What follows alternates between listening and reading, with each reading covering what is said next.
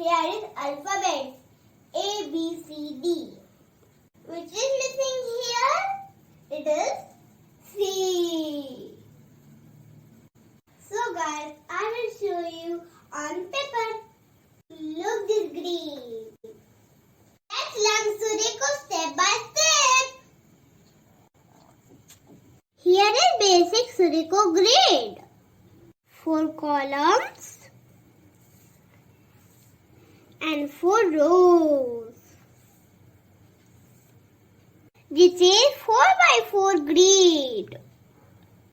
Here is 4 basic shapes.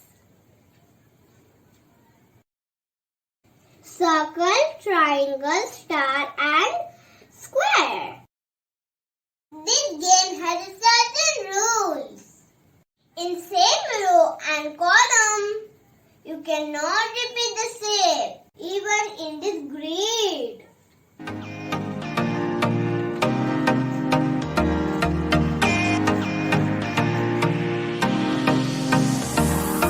Look only this square.